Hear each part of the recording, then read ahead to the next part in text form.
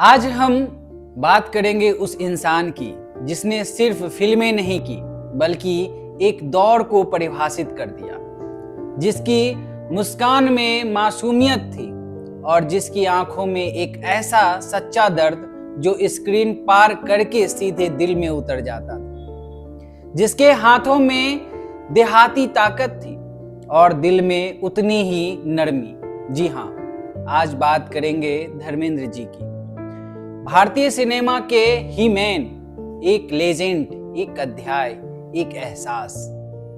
पंजाब के पगवाड़ा के पास बने छोटे से गांव नसराली में 8 दिसंबर 1935 को जन्म हुआ धर्मेंद्र सिंह देवल का।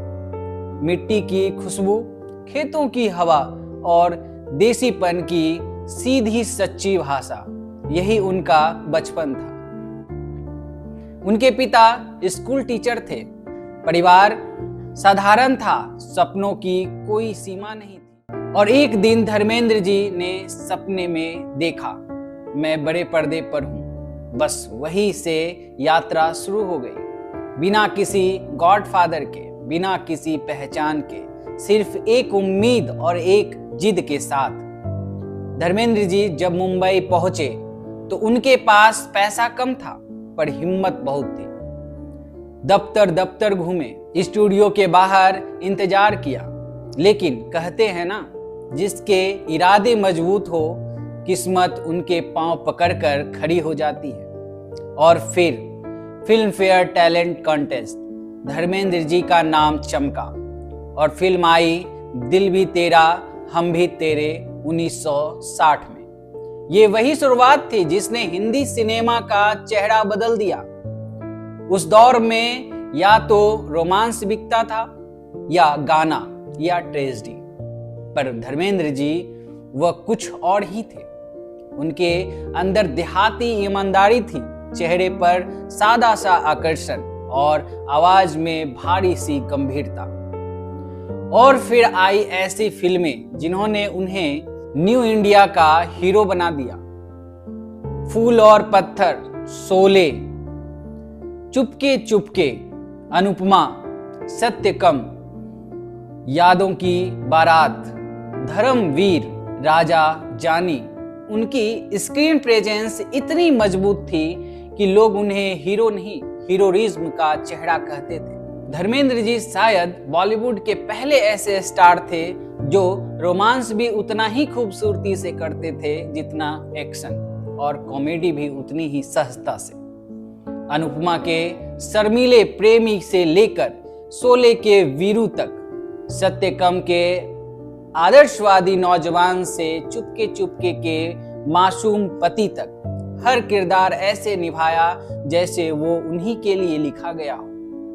और शायद यही वह वजह है कि धर्मेंद्र सिर्फ स्टार नहीं, एक भावना है। धर्मेंद्र जी की जीवन का सबसे खूबसूरत हिस्सा उनका परिवार रहा है। धर्मेंद्र जी का वही देसीपन, वही नरमी उनके बच्चों सनी, बॉबी, ईशा, आहाना सब में दिखती है। देओल परिवार का हर सदस्य उन्हें सिर्फ एक पिता नहीं बल्कि एक प्रेरणा मानता है। धर्मेंद्र जी 2004 में बीजेपी से सांसद बने, लेकिन उन्होंने कभी राजनीति को अपने फिल्मी सफर के बीच नहीं आने दिया। उनका कहना था, मैंने सिनेमा को दिल से किया है और दिल की चीजें कभी बूढ़ी नहीं होती। जहां बॉलीवुड में ग्लैमर, इमेज, स्टारडम का खेल चलता है, वहां हमेशा सीधे, साफ और सच्चे रहे। उनकी आंखों का दर्द असली था, उनकी मुस्कान असली थी, उनका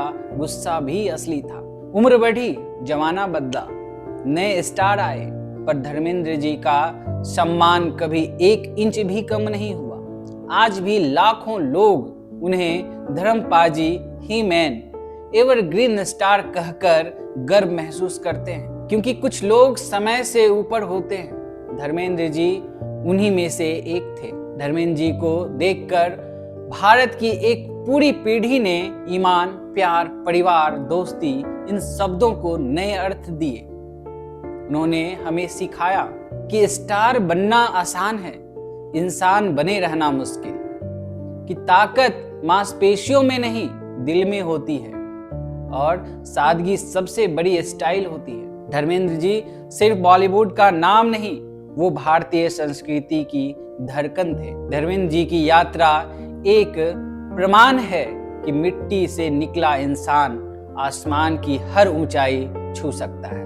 उनकी कहानी हर युवा के लिए प्रेरणा है, संदेश है और उम्मीद है। धर्मपाल जी, आपने हमें केवल फिल्में नहीं दी, आपने हमें अपने जैसे सच्चे इंसान बनने की सीख दी है। भारत आपको सलाम करता है, फिल्म इंडस्ट्री आपको सलाम करती है और हम सभी आपको दिल से धन्यवाद करते हैं। आज हम उन्हें याद करते हैं क्योंकि ऐसे लोग बहुत कम पैदा होते हैं जिनके पास सुपरस्टार का कद भी हो और एक किसान जैसा दिल भी।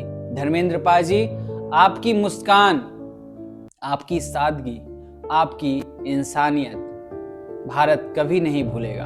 आपने सिर्फ फिल्में नहीं दी, आपने एक दौर दिया, एक समय दिया, एक युग दिया जिसमें हीरो वास्तव में हीरो थे। आपकी याद में सिर्फ सिनेमा नहीं रो रहा, बल्कि वो हर इंसान रो रहा है जो आपको दिल से प्यार करता था। आप थे, आप रहेंगे और हमेशा कहलाएंगे भारतीय सिनेमा के सबसे बड़े, सबसे सादे और सबसे प्यारे धर्मेंद्र जी। धन्यवाद धर्मेंद्र जी, सिनेमा को इतना खूबसूरत बनाने के लिए। आपकी यात्रा, आपकी विरासत हमेशा जिंदा रहेगी।